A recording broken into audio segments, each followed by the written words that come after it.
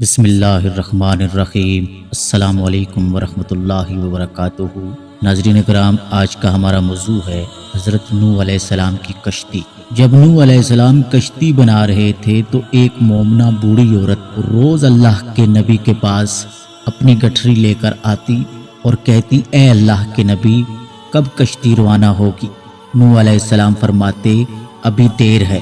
وہ عورت شام تک بیٹھی رہتی اور پھر اٹھ کر چلی جاتی۔ ایک دن نوح علیہ السلام نے فرمایا کہ اے عورت، جب جانا ہوا تو تمہیں بتا دیا جائے گا۔ یہ عورت واپس چلی گئی اور انتظار کرنے لگی کہ کب نوح علیہ السلام بلائیں گے۔ اس دوران عذاب آ گیا اور کشتی روانہ ہو گئی، لیکن نوح علیہ السلام نے اس عورت کو نہ بلایا۔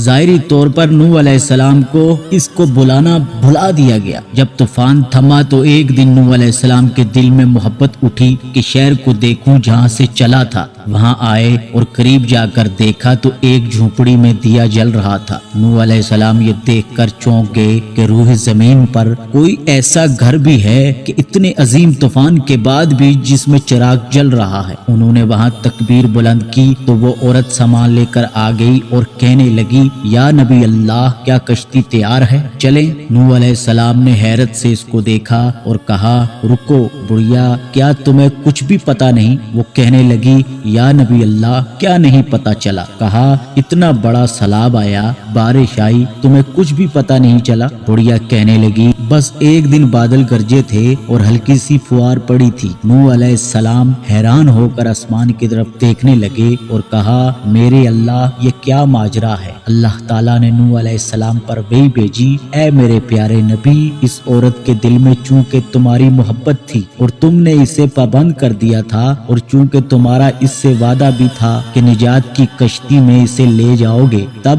جب کہ تم نے اپنا وعدہ پورا نہیں کیا، لیکن اے نوح علیہ السلام، میں تو تمہارے وعدے کا ذمہ دار تھا، اس لیے میں نے اس بڑھیا تک عذاب پہنچنے ہی نہیں دیا۔ انہیں بتا دو کہ جس نے ہم سے محبت کی، قیامت کا عذاب ضرور آئے گا، لیکن جیسے اس بڑھیا کو پتہ نہیں چلا، ہمارے مومنوں کو بھی پتہ نہیں چلے گا کہ کب قیامت آئی اور کب چلی گئی۔ ناظرین کرام، یہ تھا ہمارا آج کا واقعہ۔ اگر آپ کو پسند آیا ہے تو کمنٹ میں سبحان اللہ ضرور لکھیے گا۔ ویڈیو کو لائک کیجئے، چینل کو سبسکرائب کیجئے۔ اسی کے ساتھ اجازت چاہوں گا۔ اللہ نگہبان۔